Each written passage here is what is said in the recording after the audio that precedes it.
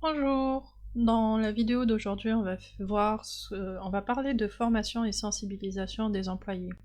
En fait, si on revoit les nombres, les statistiques qu'il y a en général, que ce soit au niveau du data breach report de Verizon de cette année, ou bien euh, euh, d'autres statistiques, on va se rendre compte que les attaques rançongicielles ont beaucoup pour cible les petites et moyennes entreprises.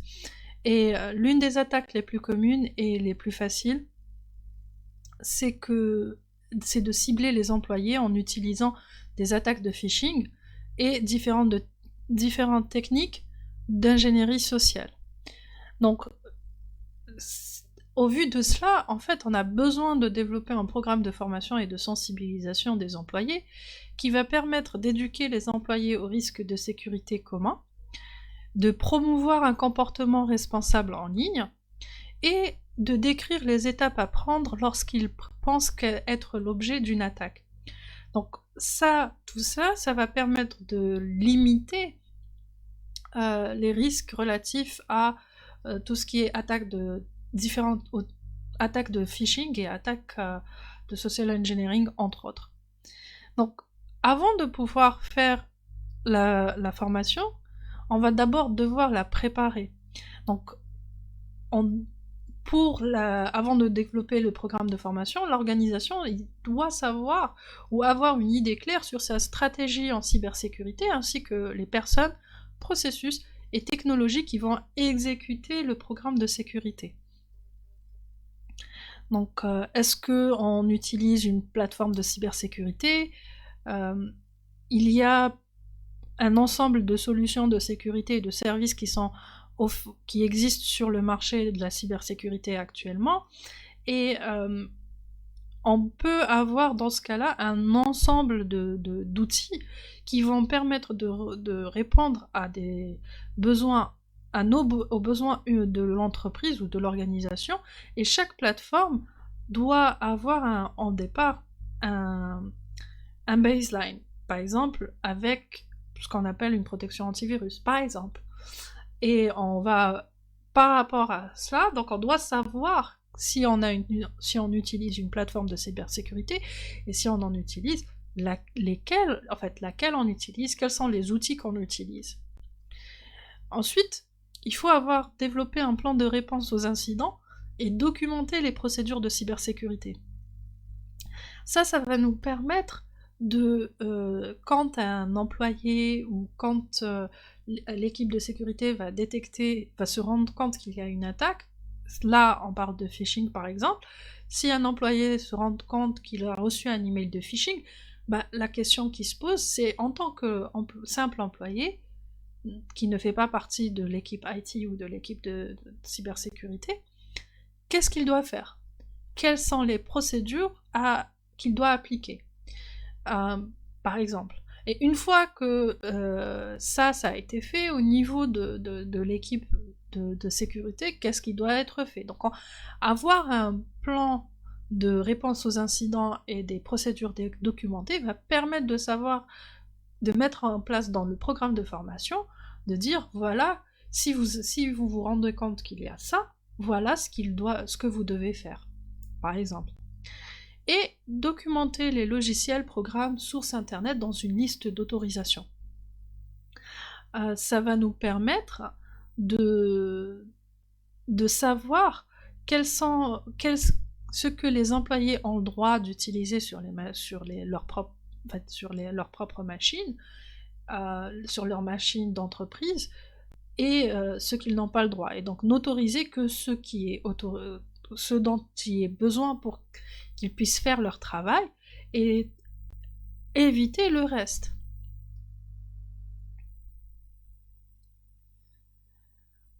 Ensuite, on doit définir la portée de la formation. Donc la formation de sensibilisation à la cybersécurité doit être obligatoire et complétée par tous les employés, quel que soit le niveau, quel que soit l'endroit où ils se trouvent.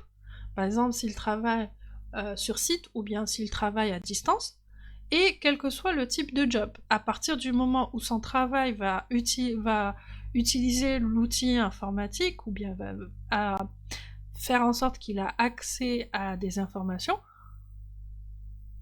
il doit avoir une formation, il doit participer et compléter aux formations de sensibilisation à la cybersécurité. Et les formations doivent être basées sur le type de travail, le niveau d'expérience et l'endroit.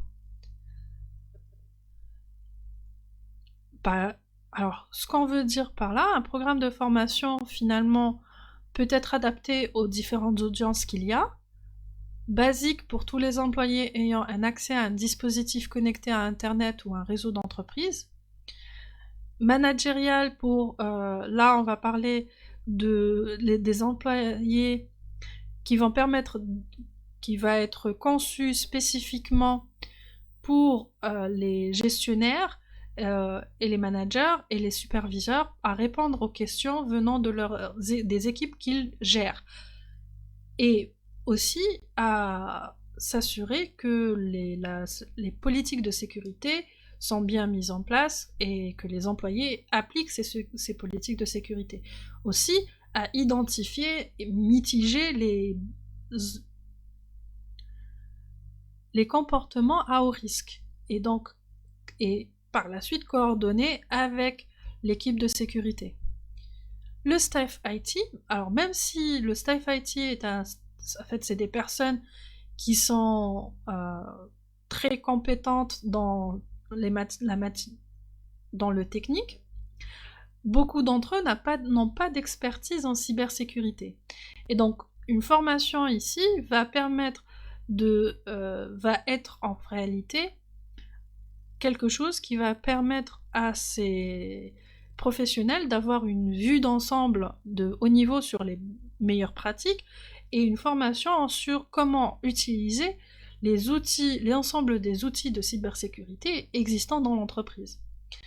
On a les employés distants et en fait on se rend compte que de plus en plus d'employés travaillent à distance, même si il y a quelques réticences venant d'entreprises. Les organisations doivent doivent faire plus de travail pour protéger l'entreprise des risques qui vont apparaître dus au fait qu'un employé va utiliser son réseau personnel pour travailler quand il est à distance, par exemple. Et tous ceux qui sont contractuels, freelancers et vendeurs. Donc ici, même chose que pour les employés à distance, les contractuels, etc., sont souvent hors site, mais ils vont avoir accès au réseau de l'entreprise, même s'ils n'ont pas forcément accès à tout, mais ils vont avoir accès à une partie au moins.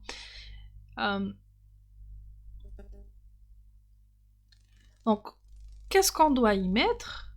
Maintenant on sait que la formation doit être adaptée à l'audience.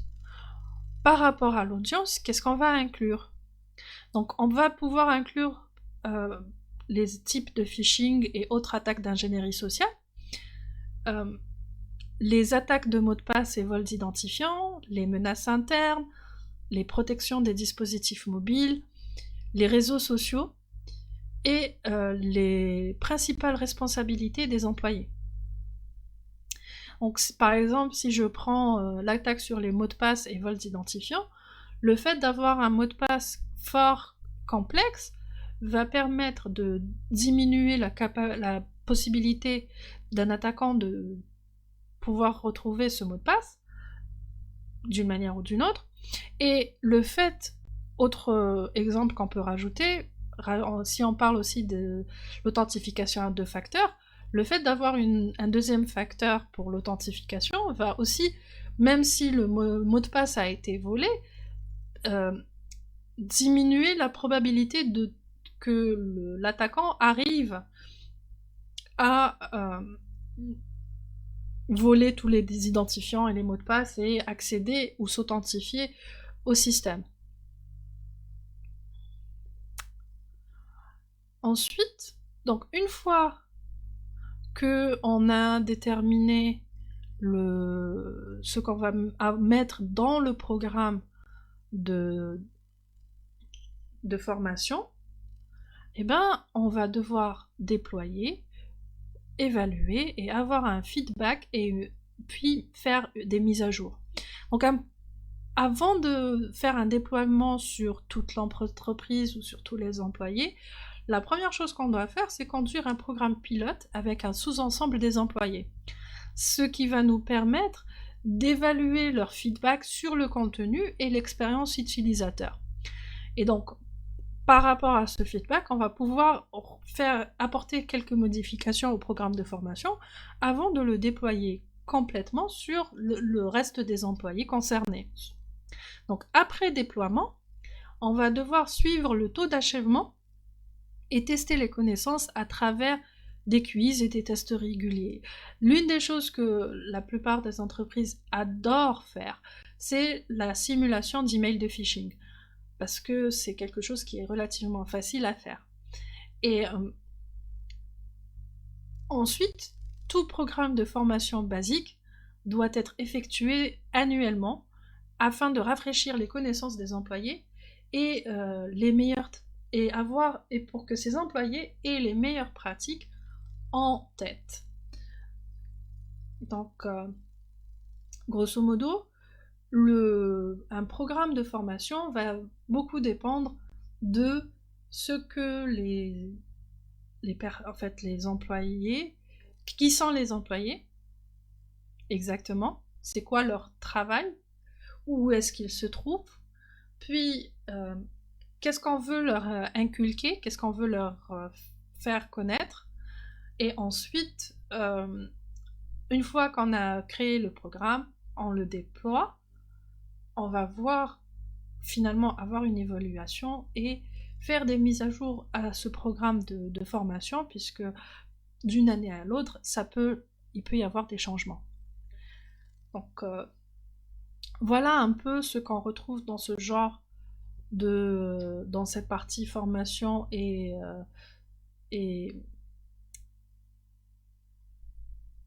sensibilisation des employés à la cybersécurité. Alors, il y a beaucoup plus de choses dont on peut parler, mais on va s'arrêter là, puisque voilà quoi. J'espère que ça vous a donné une petite idée, et à la prochaine, Inch'Allah, à bientôt. Bye!